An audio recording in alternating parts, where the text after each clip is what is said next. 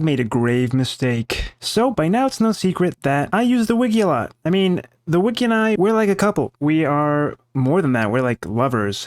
Heck, even more than that, I'd say. One could even argue that she and I have a sort of symbiotic bond. I love her, she loves me, she completes me, my sentences. Sometimes. She looks for information from me and I do nothing for her, so maybe it's less symbiotic and more parasitic and yeah, so maybe I'm like a parasite or something. I don't know where I'm going with this, man. Anywho, hi there, my name's TheTrueNev, I'm the only me there is, and welcome back to the Satisfactory non-series, episode 23 this time, where I mentioned this little wiki skit because it turns out that my grave mistake was in planning too far ahead. You see, I planned this factory out with every contingency in mind. What does that mean? Simple. I made it so that everything fit into everywhere precisely. The precise amount of materials, the precise amount of everything being made fed into other factories, and that involved a lot of alternative recipes. Now, I went exploring last time and I found quite a few hard drives, and while they were great, and please note that they were not enough, I still need more, my big mistake here was thinking that I could unlock all the recipes when in fact I could not.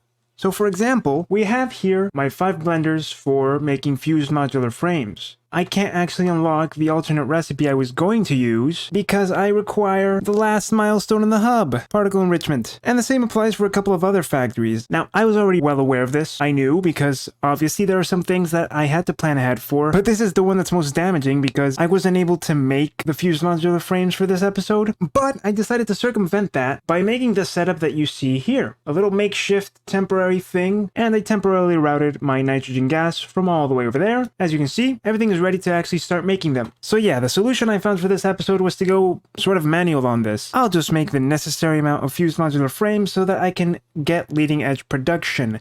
And hopefully this very same episode we can get the next milestone after that one, which should be related to turbo motors. I'll check later. And in the meantime, I'm gonna go exploring again. Like I mentioned last time, there's 2 places I want to go, which is the crater field and the edge of the rocky desert where my pyramid was. Hopefully I find some more drop pods.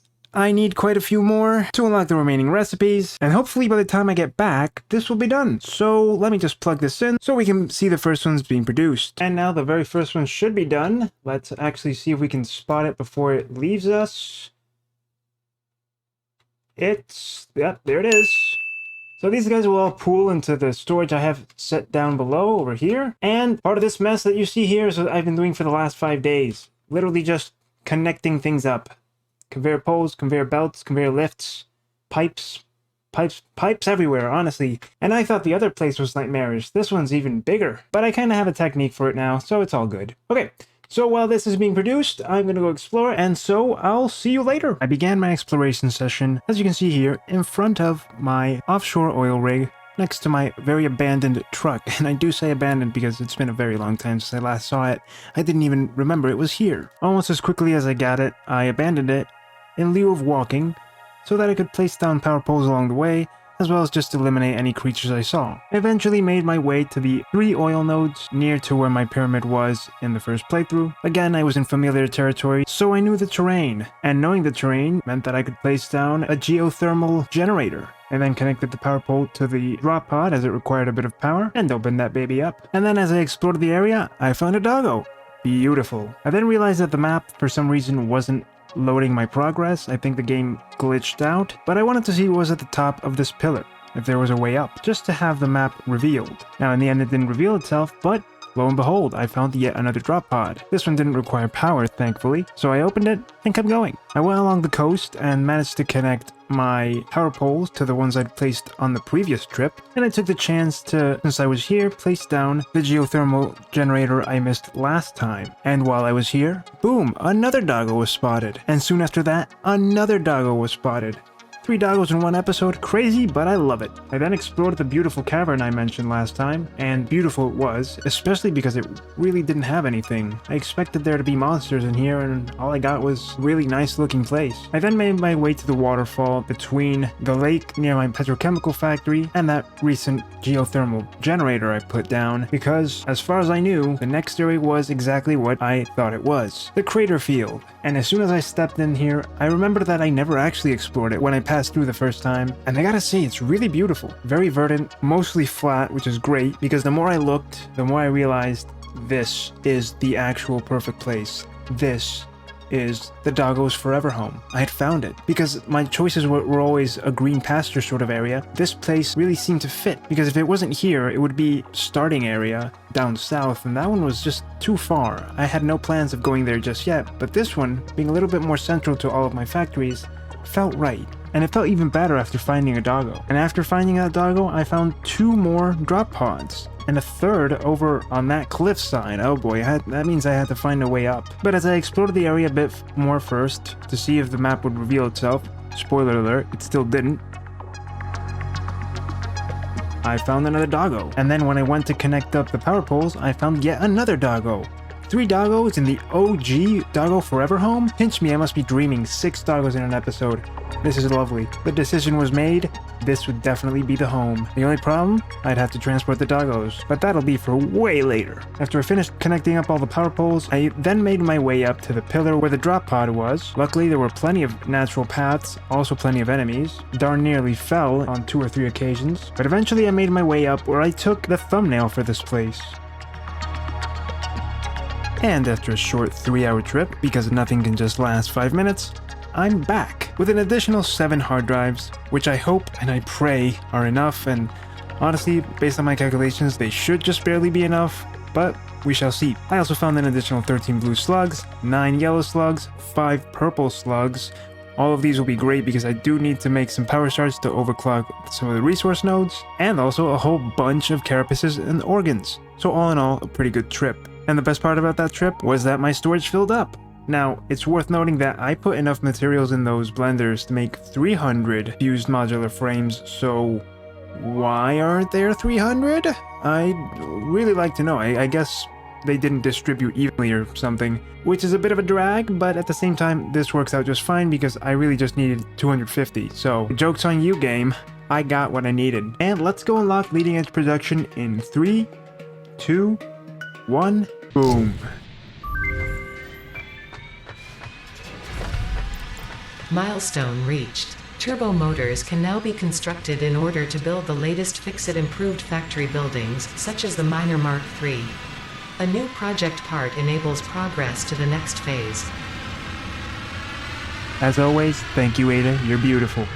So, as you mentioned, yes, we finally have turbo motors unlocked, and at this point, I think I have finally actually reached the end point of my last playthrough, because I seem to recall Update 3 having Miner Mark III, right? I can't remember. Anywho, the true and final and newest thing that Update 4 or 5, I can no longer remember, brought is particle enrichment. Let's just select this and place the turbo motor recipe where it properly goes in this little manufacturer right here. Of note is that I'm not going to be using this turbo manufacturer recipe, but the alternate one, which I do need to unlock. But for now, this will work just fine. Now, bearing in mind that I still have a lot of connections to make, a lot of pipes and conveyor belts to hook up, I decided I'm gonna cheese it again, because I really just want to finish this episode as quickly as possible, so I can then focus on the little gritty details like that, or like unlocking the recipes, which can take anywhere from a few hours to a few days, so that the next episode can actually be focused on something that matters, like making the last building that I'll need to make. And then because I'm gonna need some cooling systems to actually make the turbo motors, as well as some cooling systems to actually unlock particle enrichment, we're gonna go with the manual approach again. And before I can actually make them, I need to make the heat sinks, which is where all these alkylate aluminum sheets come in. So I'm gonna hook up the 24 assemblers that should be making heat sinks, and as soon as those are done, I'll be able to make the cooling systems. 15 minutes later, and I've got my 2,000 heat sinks ready to be deposited into my 8 blenders. Now to wait a little while, but while we wait, I'm going to repurpose some of these assemblers to make the electromagnetic control rods. And since we need 400, that's 4 stacks, so let's just do this and place these guys in there. With the cooling systems well on their way to being made, as well as the electromagnetic control rods, I'll soon be able to make the turbo motors so we can finally go for particle enrichment. Another 15 minutes later, and we've got our cooling systems. All 800 of them, 400 for the milestone and 400 for turbo motors. We're almost there, guys. We're almost there. I'm very excited about the last milestone. It's actually the newest content yet. I've yet to play with the particle accelerators. I'm really excited about making that last building I mentioned, because it will literally be the final step other than just connecting everything up and putting up walls, and of course fetching the recipes, which I'll do in my own time, to finishing this grand factory of mine. This really, the biggest, I'd say, the largest in terms of amount of factories in a single area. My endgame factory. Let's call it what it is, my endgame factory. Now, while the electromagnetic control rod's finished, let's plug these guys in there, right in here, and I used up these two manufacturers too to accelerate the process. So we got one over here, and one over here. Beautiful. And 30 more minutes later, we have 200 fused modular frames, 100 turbo motors, 400 cooling systems, and 400 electromagnetic control rods. Which means it's finally time to unlock the last milestone, particle enrichment. And boom, baby, boom. Milestone reached. The particle accelerator enables previously impossible processes such as recycling nuclear waste and converting it into plutonium, as well as the generation of exotic matter. A new project part enables progress to the next phase. You're speaking my language, Ada. You're speaking my language. Let me recycle that nuclear waste. Okay, and with that final milestone obtained, I can leave this episode here with the prospect of, in the next episode, making the final building that will house the particle accelerators. I can see the end. Not the end of the series, oh no, but the end of this factory. It's in sight. We just need to finish hooking things up, obviously obtaining the recipes, that's gonna be my next step off camera. Finishing the buildings, of course, and then just starting production. I'm excited. I'm excited for the end of this factory and for the future, honestly. But for now, thank you so much for watching this episode of the Satisfactory Now series. If you enjoyed it, then you know what to do. But as always, I'm the only me, so you be the only you. See you in the next episode.